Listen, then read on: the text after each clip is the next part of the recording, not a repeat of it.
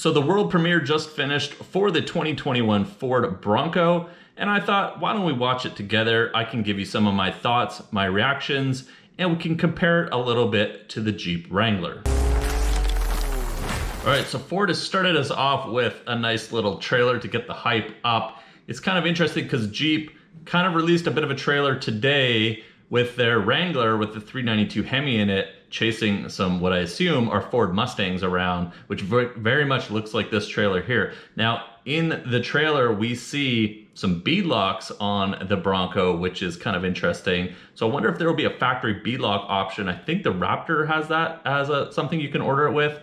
So we'll have to wait and see. They're definitely marketing this as a performance, faster off-road vehicle from the looks of it, as they're comparing it to an F-150 meets Mustang.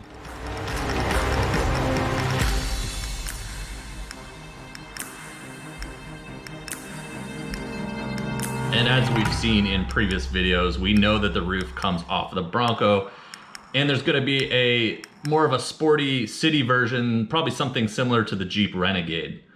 So we have a 2-door, a 4-door, and a Renegade type version of a Bronco, and it looks like the 2-door and 4-door have removable roofs. And it's called 2-door, 4-door, and Sport. All right, here we go. I have not watched this yet, on August 11th, 1965, you're getting my reactions and thoughts as we go. Ford Motor Company introduced the world to the Ford Bronco. America's... All right, we're getting a little bit of a background on the Bronco if you didn't already know, trying to show its heritage and history, I guess. I feel like there's a lot of Jeep comparison going on because we know that Jeeps have been around since 1941. Here we go. And this time, we get our first look at the Broncos, both the 2-door and the 4-door, bombing through some trails. Introducing the all-new Bronco 2-door. Built to take on the toughest terrain you can find. And the new Bronco 4-door. Built to give you the most open... Wow, that 4-door looks really modern. I think I like the styling. Removable doors, which is, I think, being something that is being up for debate, and obviously it's something we can do with Jeeps, so that's a huge plus. This looks a lot like a 4-door Wrangler, but very futuristic looking. And then we've got the Sport Edition, which looks similar to a Renegade from Jeep, which is going to be, I guess, catered towards more of the city and get out of the city type lifestyle, and not the hardcore desert bombing or rock crawling I think that we're gonna be gearing up the 2-door and 4-door Broncos for. Americans back into the wild, built to be bigger than just... All right, take Americans back into the wild. What about us up here in Canada? You know, we like to go exploring too. It's the vehicles themselves, built with the toughness of an F-Series and the spirit of a Mustang. Okay, so they just showed it jumping. And that's pretty interesting because that means that suspension and all of the drivetrain is going to be capable of taking a lot of abuse from the factory. Durability and the most innovative designs. So we gave it just that. We gave every Bronco vehicle. So we just saw a quick shot of the underbelly, I think, for the first time. Looks like there's definitely some skid plates and some protection under there for some off-road abuse. Vehicle 4x4 standard. All right, here is a look at the 4x4 selector. GOAT modes, well, GOAT, greatest of all time. It looks to be a push button transfer case. Let's see which model this is on though. Across the whole family. No other American brand can say that. And the 2-door and 4-door have an available best-in-class maximum ground clearance for when you're taking on the wild. Bronco. All right, there we have it. Ground clearance on the Bronco, 11.6 inches. That is even more than the Jeep Wrangler Rubicon, which is 10.8 inches from the factory. So Ford has gone right at that ground clearance and off-road capability with the Bronco. He writes the record books with an available best-in-class maximum breakover angle, departure angle. All right, so on the 2-door here, we get a quick look at the approach, breakover, and departure angle. And if we compare the 2 doors to the Jeep Wranglers, so it looks like on the 2-door, we have a better approach angle on the Bronco, 43.2 degrees versus 41.4. The departure angle is 37.2 versus 36 or 37, depending on if you're comparing it to a Sport or a Rubicon. And the breakover angle is 29 degrees on the two-door, which is better by 4 degrees compared to the Wrangler two-door, which is 25 degrees. And crawl ratio, and available 35-inch tires on every series. And there we go, 35-inch tires from the factory. That is more than any Wrangler model you can get. The Rubicon, which has the largest tire size from the factory on the Wrangler, is only 33-inch tires. Well, actually just slightly less than 33-inch tires. Right out of the factory. No other vehicle in its class can say that.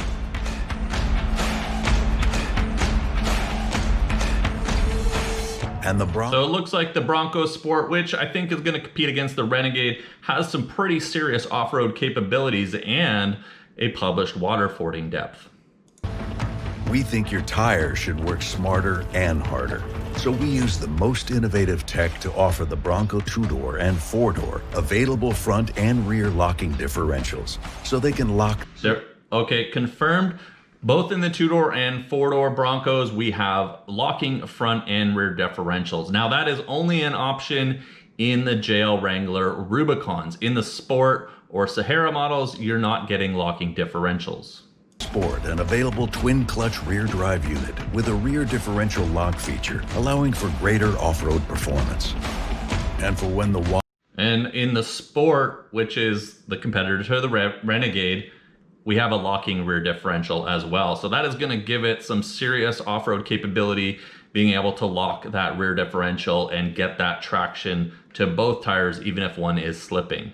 We gave the Bronco two-door and four-door an available hydraulic stabilizer bar disconnect system.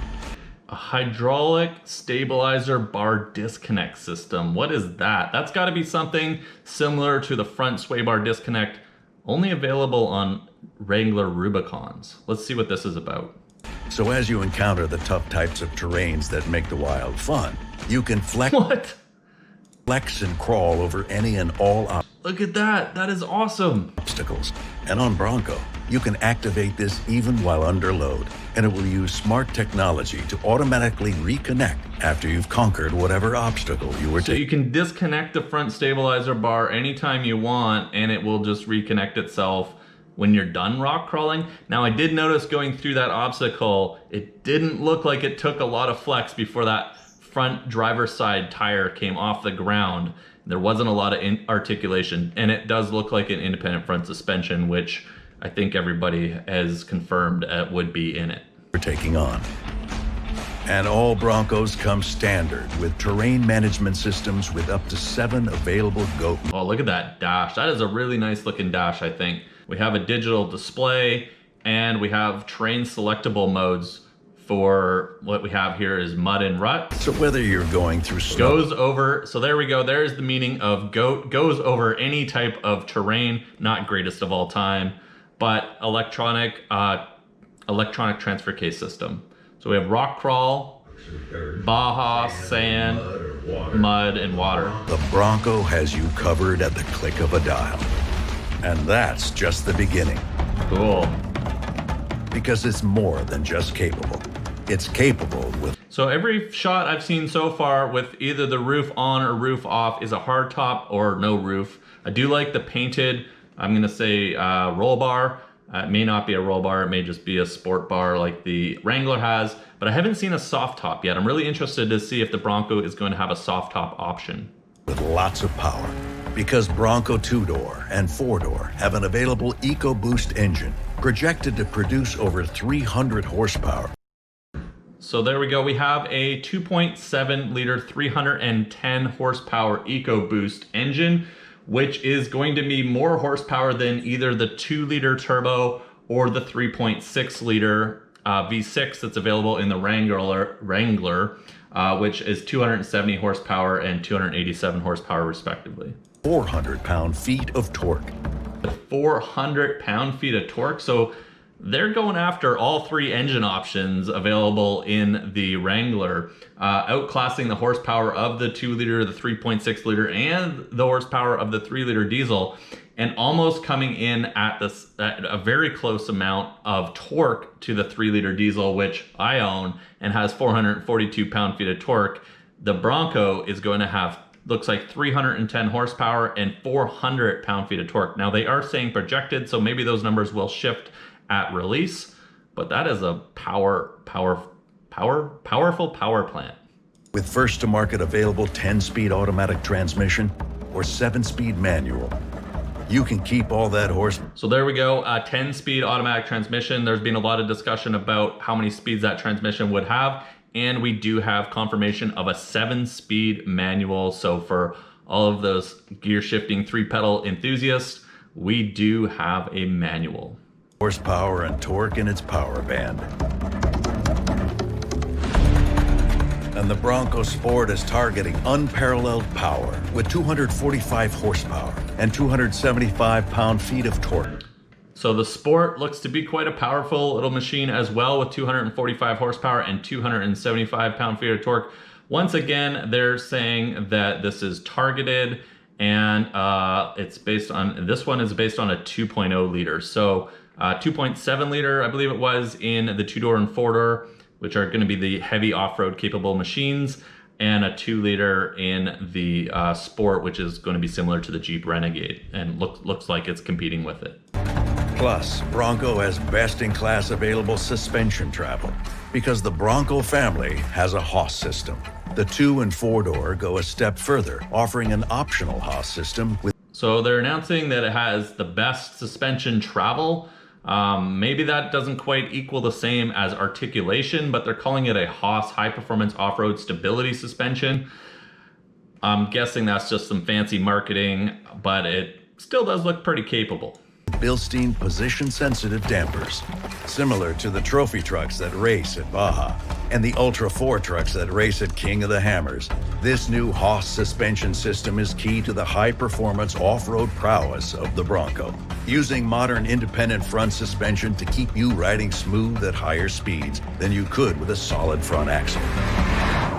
So there's a dig right at the Jeep Wrangler. They take a stab right at the solid front axle, which we know the Wranglers all have, and has been the big point of contention with the front axle setup of the Wrangler versus Bronco, knowing the Bronco would go with an IFS or independent front suspension.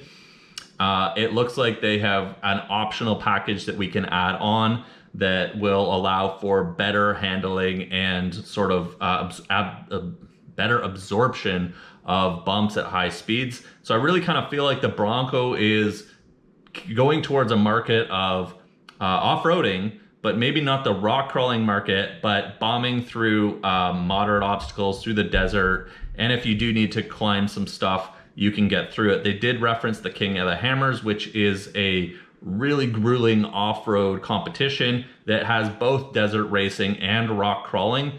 You can enjoy the great outdoors to its fullest, with doors and a roof that you can take off. Ooh, I like that. Okay, that is cool. We have no, well, not B-pillar, but sport bar that you would have in the Wrangler. So in the Wrangler, between the two B-pillars, right behind the front seats, we have a section that goes across the middle. The Bronco, there's nothing there, wide open sky right above you. That's kind of nice. And store 4 doors in the vehicle on the Bronco 4-door. With max open air experience. You can take the doors off and you can store them in the cargo area and carry them around. That's something you can't do with a Jeep. Because there's no beam in the middle to block your view. And with body mounted mirrors, you can. There we go. That is a big problem with Wranglers. When you take the doors off, everybody has to find some sort of aftermarket solution for your driver's side and passenger mirrors. And we have a highlight by Ford saying that the mirrors are body mounted, and so they stay on the vehicle when you take your doors off. That's some great thinking. Enjoy the doors off experience without losing sight of what's behind you. And you can enjoy the feeling of open air whenever and wherever you want, because they can be put back on just as quickly and easily. Capability and speed are important, but so is staying connected. So the Bronco family is built with technology and convenient interior displays. including an available 12-inch screen on Bronco two-door and four-door. And so 12-inch screen, that is larger than you can get in the Wrangler. The biggest screen that you can get in the Wrangler is the 8.4-inch screen. That is substantially larger and more screen real estate than the Wrangler is going to have. And an 8-inch screen on Bronco Sport.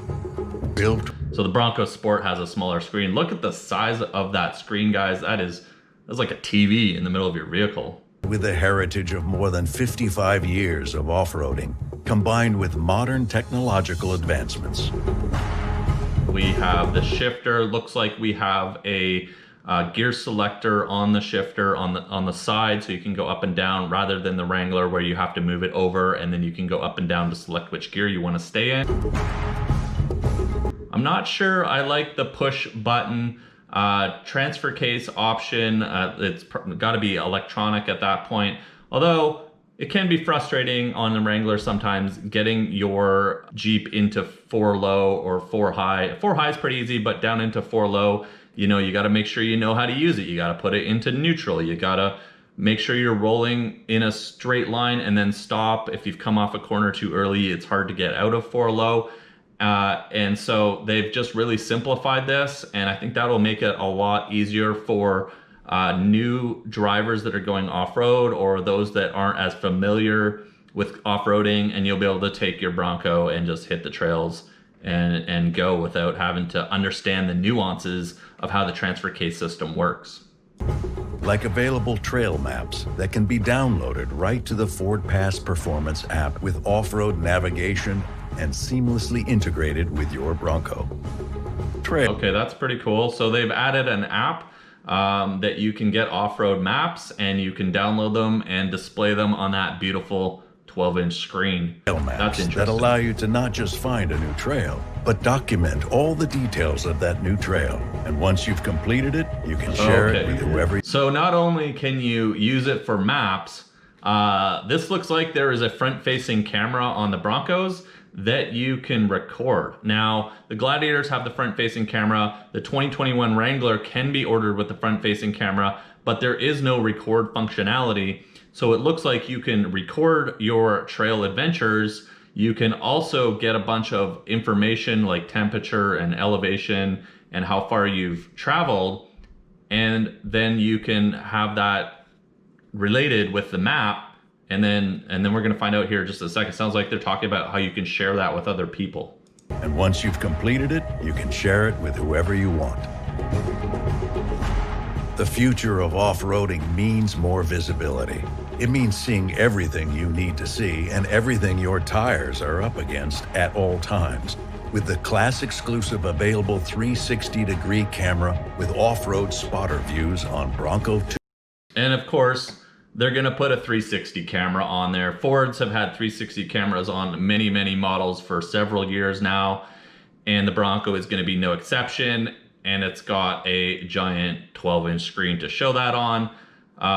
You know, I don't know if that's necessary for off-roading, but definitely it's cool. The Bronco Sport is ready for whatever adventure you decide to take on, because it was built for that.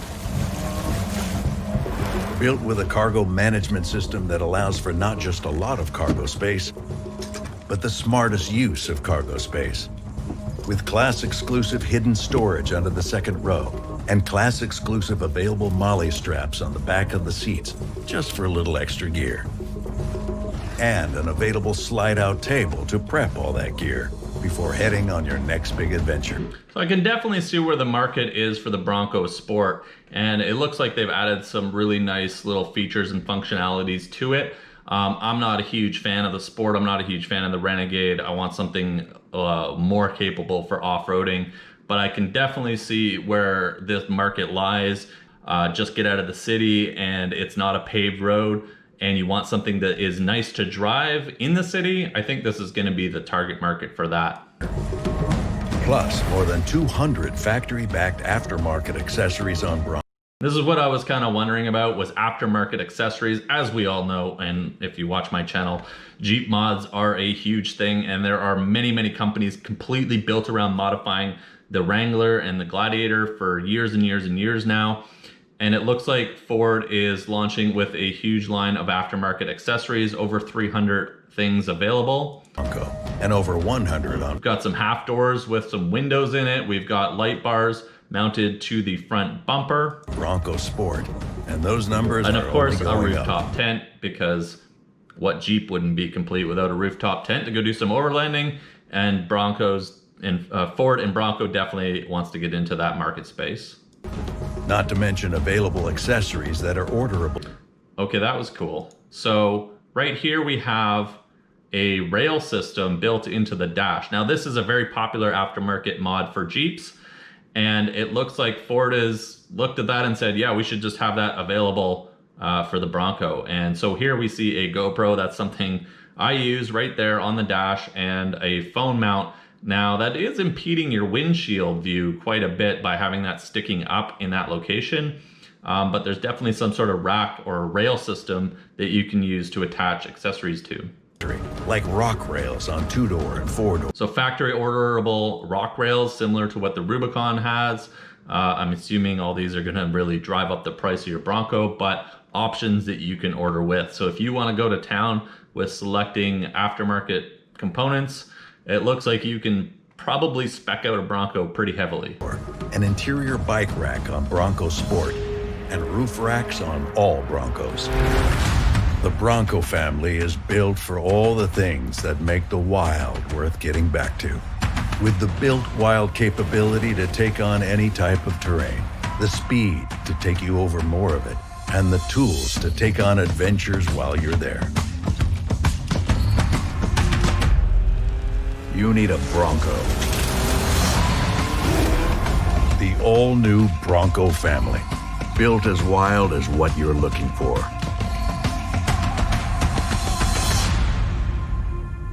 There was no mention around actual dimensions, so we'll have to have a look on the website and see just how long, wide, high, and the wheelbase is, but we do know that it has a higher ground clearance than the Wrangler. They definitely made sure that they could do that. Probably part and parcel to it coming with 35-inch tires from the factory, so I feel like Ford cheated a little bit on that one, because the Wrangler Rubicon does come with 33s, and it is easy to swap 35s on and gain another inch or so of ground clearance, which would put it right in about where the Bronco has, and it would also change its approach angle, breakover angle, and departure angle as well by having slightly larger tires. So there's a bit of marketing there. What is impressive though is that interior and some of the technology that is available in it with that 12-inch screen. And that mapping system with the camera system that can be overlaid and recorded and shared looks really interesting, but it's definitely not going to be a point I would make for why I would buy one. That is just a nice add-on. I want to see how this independent front suspension is going to do off-road before I make any final judgments. But we saw that both the 2-door and the 4-door have locking front and rear differentials, which is going to be super important in off-road capabilities. So I thought I would head over quickly to Ford.com to see if they had the new Bronco on their website, which of course they do, and some more things are confirmed by looking through the model and specs section. If we look at the Bronco base model, we can clearly see that it has a soft top option. So we didn't see that in the video, but it does look like we do have a soft top. It looks like there will be 7 different editions, and we have the base, Big Bend, Black Diamond, Outer Banks, Badlands, Wild Track, and First Edition.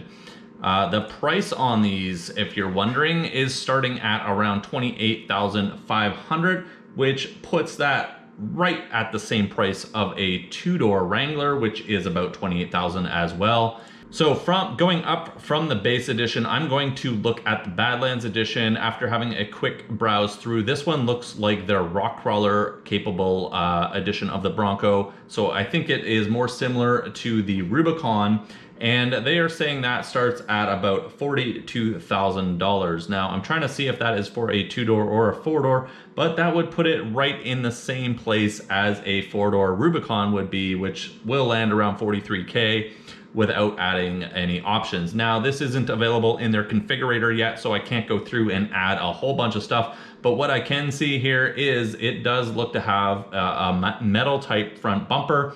There are some recovery points on it, and I can see several bolts along the bumper, which indicates to me maybe those end caps are removable, similar to the steel bumper group on the Wrangler. So as far as power, we talked about it having over 300 horsepower in the release video, but the 2021 Bronco is standard with a 2.3 liter EcoBoost, which is projected to have 270 horsepower. So I'm guessing the 2.7 liter will be an additional option if you want to get into that higher power rating. Now, if you really want to see how much you can spend on a Bronco, you can go and select the first edition, which looks to be their completely tricked out launch model. It looks very similar to the Badlands. It does have the 310 horsepower, so that is the 2.7 liter EcoBoost, and it is $59,000. So I think if you spec a Rubicon out, especially if you add that high output 3 liter EcoDiesel, you're definitely in the same pricing territory. And this looks to be obviously the powerful edition. It's got looks to me like a winch capable front bumper. There is a skid plate below the bumper. There's a hoop on the bumper, and it looks like to be the same steel bumper that you can probably remove the end caps. You're gonna get a hardtop with this. Now, some other stuff I was wondering about this was how much can we tow with it? That is definitely a point of contention with the Wranglers, only being 3,500 pounds.